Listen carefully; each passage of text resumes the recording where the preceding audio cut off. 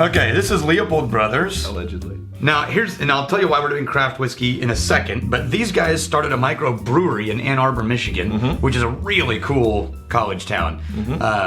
I always loved going there. That's where I learned how to, or attempted to fly fish, and did it really poorly. These guys started a brewery in Ann Arbor in the 90s, and then added a distillery, micro distillery to it.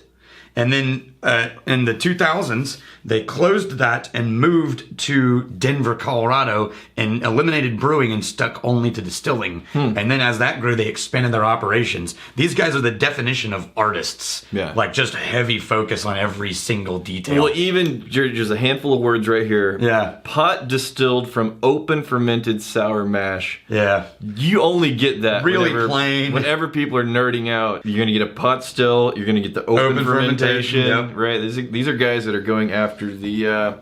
They're trying to What is it? What They're is it? artisaning the shit out of this. They're artisaning the shit out of this. Yeah. So these guys are heralded. This is barrel number 918. We reviewed it before.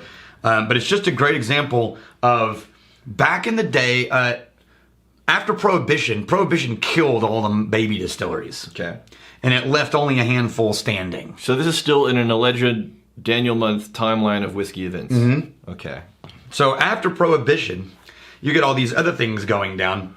And the big ones start to grow. But what doesn't really recover for another 50 years or 60, 70 years, is small micro distilleries. And so in the 90s, leading into the 2000s, all of a sudden there's a few people going, you know what? Why aren't we making whiskey? Why aren't we making spirits? Yeah. Let's do it. We don't need to be a giant, huge, Jim Beam in order to sell whiskey. We could make our own. And so they started, a lot of states didn't even have laws, wasn't even legal. A lot of people had to get laws passed in their states in order to allow micro distilleries to exist. And so this began the era in the late 90s, early 2000s of like, you could count all the micro distilleries making whiskey in the US on like one or two hands. Yeah. And these guys are in the early days of that, right? Okay. Now, what are you finding on that whiskey? This is brown sugar with the tiniest touch of cinnamon, and this very malty, musty though. Yeah, musty, matured oak note underneath all of that.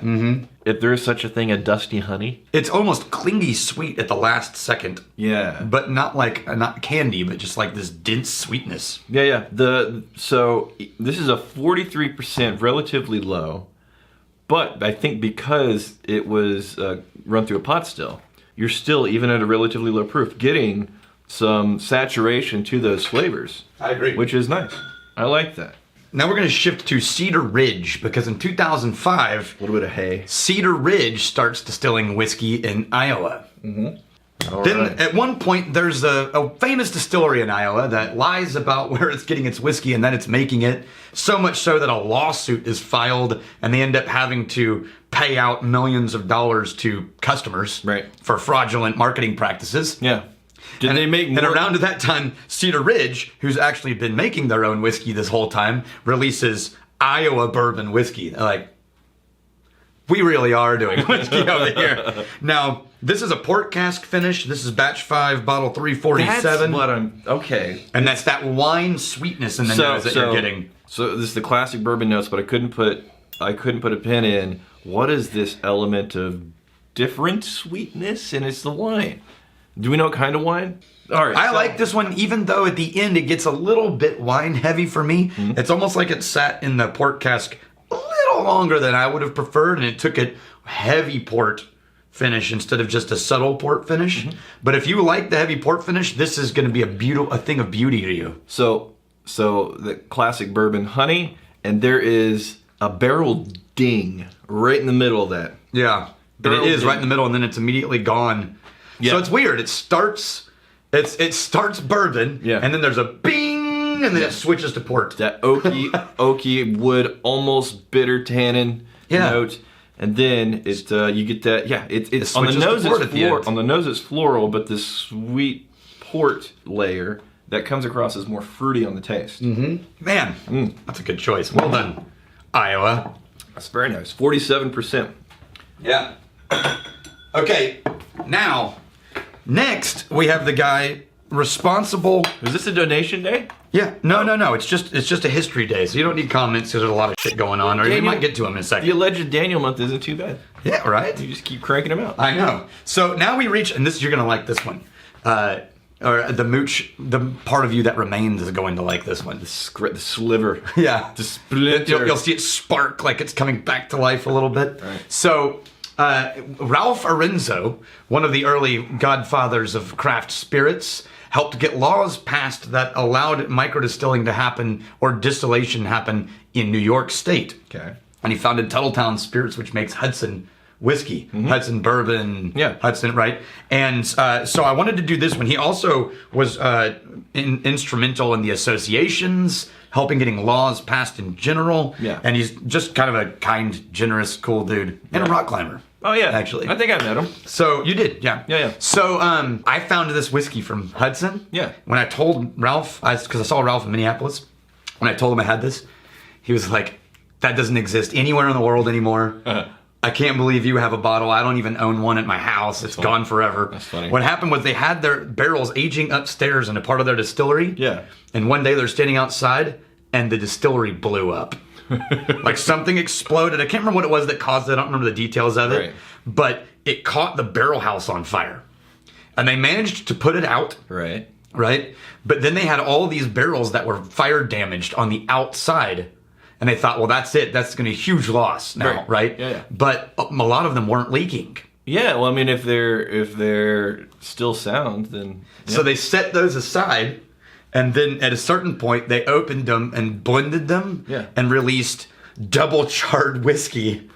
And so this is a 100% New York grain, 4-year-old whiskey, right? I would love to do an A/B comparison to see if the outside and this fire is all that's left, as far as Ralph knows, that anybody can get who doesn't already have a bottle, in the world, or who can't find one at a retailer who didn't realize what they have. Yeah. So we're gonna go gentle on this one because look at that. It's so on the little. nose, I'm getting just a really nice, beautiful bourbon. I'm not getting like a weird, oh my gosh, this got so intensely charred and cooked and smoked with a fire on those barrels. Maybe it's the story, but this is my favorite Hudson. Yeah, that's the story. Like I've tried a whole bunch of, I like all the different ones. Like the 4-grain a lot. I like the baby bourbon even. But this one is my favorite, and I'm pretty sure it's psychosomatic. It smells like the one that almost didn't make it. Oh man, it's a typical Hudson bourbon mustiness. There's a caramel to that. It's a blend of rye and bourbons, by the way. Sorry, I forgot to tell you that. Caramel, vanilla. And this is batch 1, year 14, bottle 5989. I'm not getting those stereotypical rye notes. There's, some... It's much drier. There's unique ryes that can lean in this direction, but the classic Anise black liquor. Yeah, remember, these are all 10-gallon barrels. These are them focused on smaller barrels, a heavy barrel impact. What I'm not getting is an apple. I'm not getting a honey. I'm getting a caramel, a vanilla, and a nice sweet oak. And then a weird grain spice somewhere in there that's blended into wood notes. Yeah, that's really nice. Okay, so by the way, the other day when we couldn't read the guy's name, one of our other bastards emailed us and said that was Casper Orlowski. Yeah, that's what I was thinking, that guy. And that's how you spell it. That guy who will totally shit on you right to your face. Did he? Yeah, he totally did. I've been talking to him in the Facebook group, and we're chatting, and we're doing posts, and it's like, you're not nearly as tall as I thought you'd be. He's looking down at me. I always get the opposite, which is, well, you're a lot taller than I thought you were. Yeah. So let's magnificent bastard that guy again with correct spelling. You ready? Which with the? Well, you have that one. I only have a little bit left. Casper Orlowski, you egg this. I gotta have a bottle. I need a bottle. There you go. Take the bottle. But it's not his bottle. Leopold. We'll do the backwards We're just bottle. gonna do some bottles. Casper Orlowski, you magnificent bastard.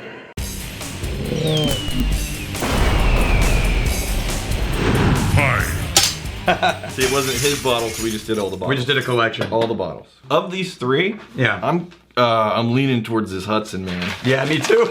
That's the Hudson, and then the Leopold Brothers artisan the shit out of that, and the Cedar Ridge, and the Cedar Ridge is really nice too. For what you like to drink, yeah, I'm about to kick all of those out the door because this is going to be your favorite one. And this is where we switch gears a little bit. So we're going to talk about, this is Mirador. Yes. Okay. Oh. So we'll talk about that in a second. So many people. Balcones Mirador Yeah. is my favorite thing that Balcones has created to date. Yeah.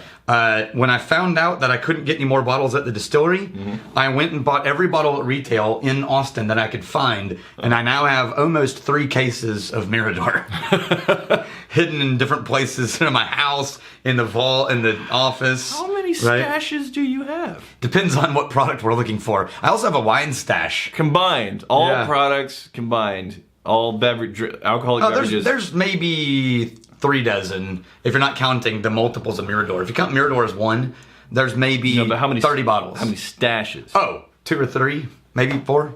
I'm looking at you. I stashed some. I'm looking at you. I stashed I'm looking some at you in your stupid little beady eyes. I stashed There's some. half a dozen stashes. No. I stashed some in each of the buildings on the property, so that if I get stuck hanging out and talking to students and they don't have any whiskey, I know there's a cupboard where I can go get a whiskey that I want. So they're not all fancy. Sometimes it's just like, it's like having an oasis periodically on your desert travels. You know, so it's like, oh, I got to go hang out at Spence for a while. Right. But there's not a whiskey vault in Spence. Yeah. Well, I've got whiskey in Spence, so I'm not worried. And I go bring them Glencairn and I pour it and then I hide it back where it was. Okay. And everyone's like, how did Daniel get whiskey again? just appears. Yeah. So Mirador is their single malt, aged in used oak instead of new oak. And what it does is it tamps down the high impact of Texas heat on barrels and smaller barrels. And and this is batch MIR18-1, 23 months old. We did a little used oak experiment, and son of a bitch, the used oak. I'm a fan. A bit more time. Yep. Yes, a bit more time, but with the used oak. Come on, man. Now this Mirador to me is all the deep butterscotch honeys. Yeah. So but here's really the thing. fruity too.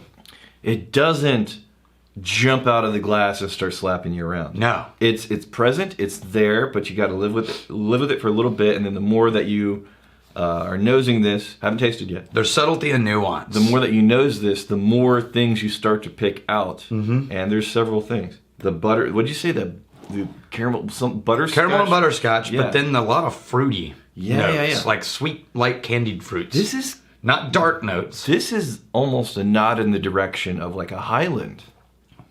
It absolutely is. Highland leaning to Speyside almost. Yeah. Honestly, you could put this in a glass and tell me it's a Speyside or a Highland Scotch, and I would have been like, huh. Yeah, I buy it. That's a unique take on Highland and Speyside Scotch, but it wouldn't be so foreign to the region that I think, no, you're full of it. I agree. Yeah. All right. Now, we do this one because Balcones was one of the earliest whiskey distilleries in the U.S. as well. Started back in 2008. Strawberries on the taste. And last week, Balcones lost family and friend, and is a huge blow. One of the earliest whiskey makers craft in the entire U.S. Now is Zach Pilgrim. Yeah. And so I wanted to do this one because Balcones belongs in this lineup anyway. Yeah. But I wanted to do Mirador specifically because the first time I met Zach was at a tasting at Iron Root. Yeah. At a class being taught by Nancy Fraley. Mm-hmm. And the first thing he did when he and I sat down away from class and were drinking whiskey was, hey, you want to try something? I was like, sure. And he goes out to his car and he comes back with these 2 mason jar type containers. Yeah. And he's like, try this. And I know he came from Balcones. Right. And I tried Mirador for the first time. Oh. He said, we've just been working on this. What do you think? Yeah, and I'm like, son of a bitch, Zach, this is the best thing I've ever tried from Balcones. When is it coming out? He's like, it'll happen. It's fine, just. And so he kind of passed that around that group. That was when I met Davin from Real Spirits. Yeah.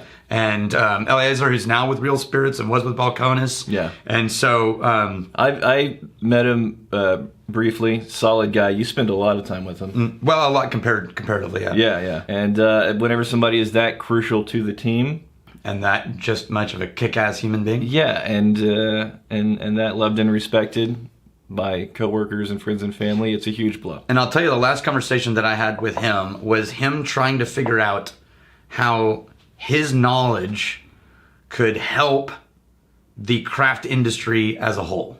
Yeah. Be better and do cool things. Yeah. He's whenever we often say, as we get into craft distilling in the industry and meeting people, you're often meeting people that are super gracious, open-handed.